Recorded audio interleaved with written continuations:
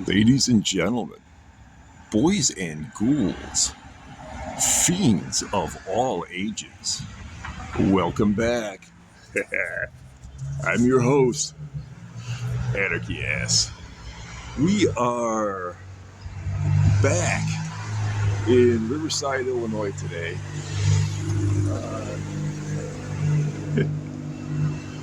Kind of a chilly Riverside, Illinois today.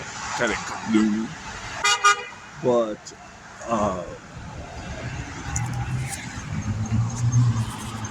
reason I'm where I am today is because after my video on the oldest home in Riverside, which I urge you to check out on my channel, a lot of people seem to want to know about the oldest school in Riverside. Riverside has had a lot of schools over the years, and it's a community with a lot of children. So I thought I'd do a video on that. I first became aware of the location of the oldest school in Riverside when locals pointed it out to me. And whenever I would make reference to the Blue Parrot Cafe, which used to be over there and is now long gone, or I shouldn't say whenever, but sometimes if I did that, people would say, oh yeah, that was over where the old school used to be.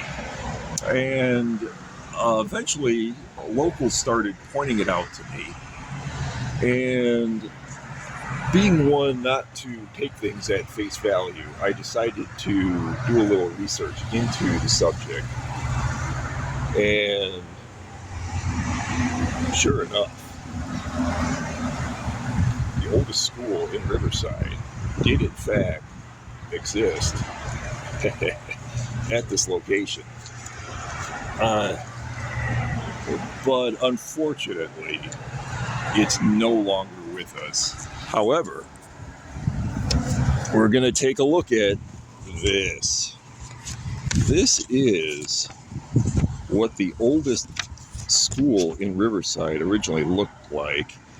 And I apologize for the high winds today, but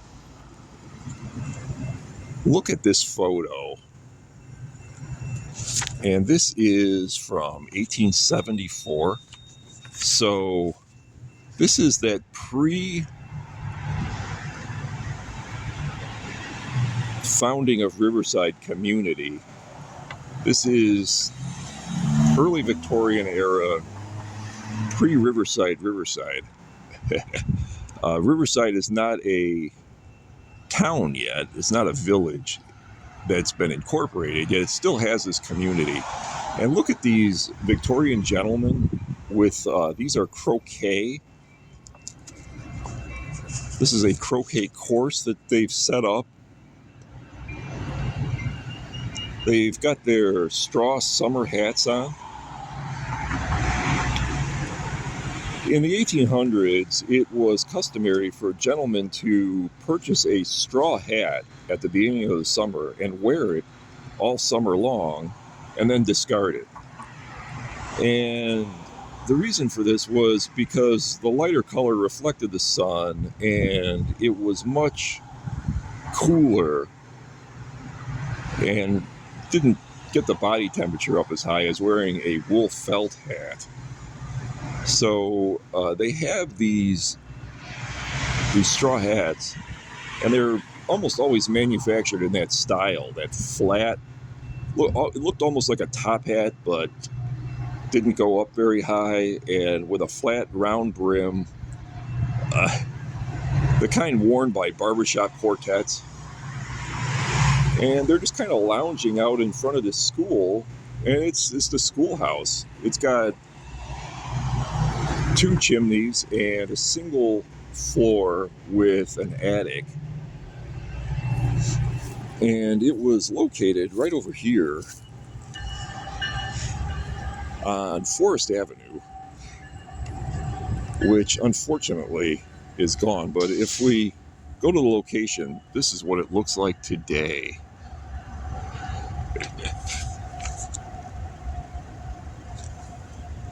(1874)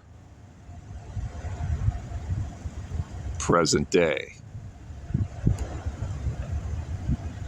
1874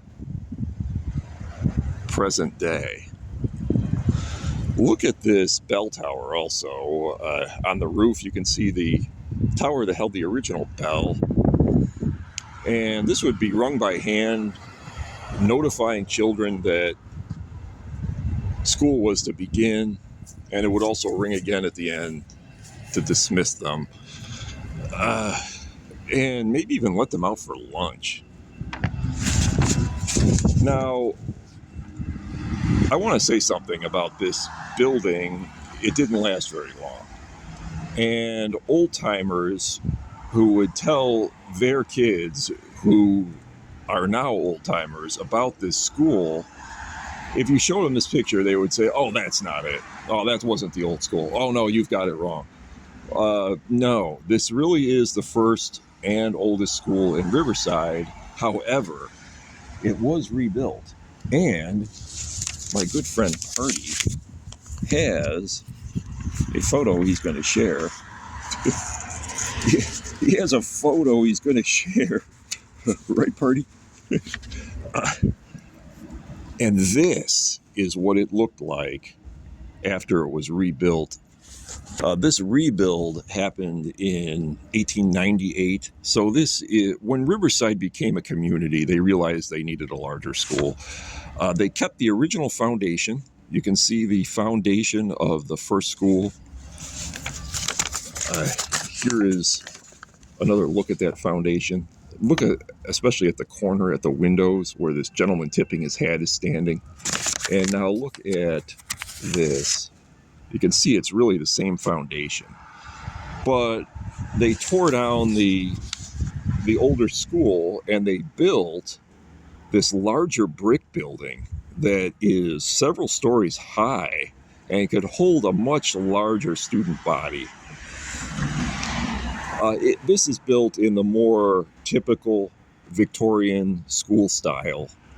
It has the very high ceilings to alleviate the heat in summer and retain the heat in winter. That was common to Victorian architecture. It has the arched high doors at the entrance, this is also very common in Victorian architecture. They kept the same stairs. They just replaced the railings with these intricate, very late Victorian looking rails. It looks almost like something out of a Tim Burton film. And added some trees in the schoolyard, and you can see these really great vines that are creeping up the side too. The whole thing just screams Victorian era. And look at, by my thumb, this new bell tower that was added way at the top that could sound out to a much larger area, as Riverside was really growing fast at this time.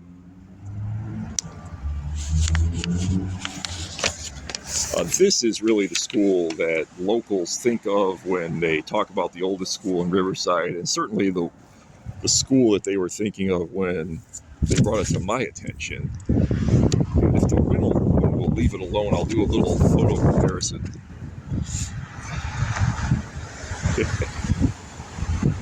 (1896) present day. 1896 present day. And this parking lot is in between this apartment complex and the Riverside Masonic Temple, both of which are obviously from a much later date.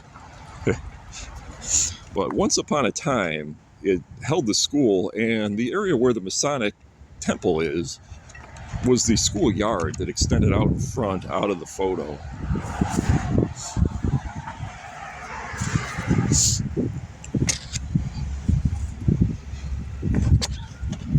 This school, like so many of the early buildings in Riverside that no longer exist was destroyed by fire. And it must have really been a huge blaze because the building itself is completely brick, but the interior, of course, was wood.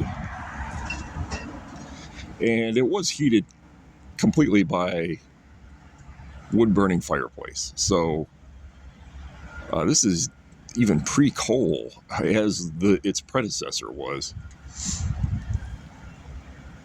But to all of you who wanted to know about the oldest school in Riverside, now you know. It too does not exist, and when it did exist, it existed in a heavily altered form, much like the oldest home in Riverside.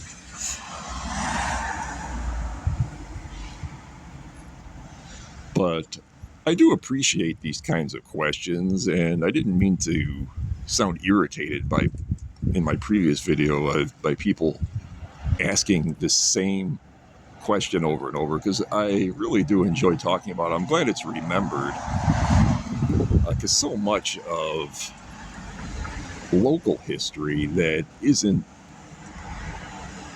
of great value nationally is forgotten and either poorly recorded or not recorded at all. But thank you so much for joining me. I'm Anarchy Ass. Until next time, don't nobody go nowhere.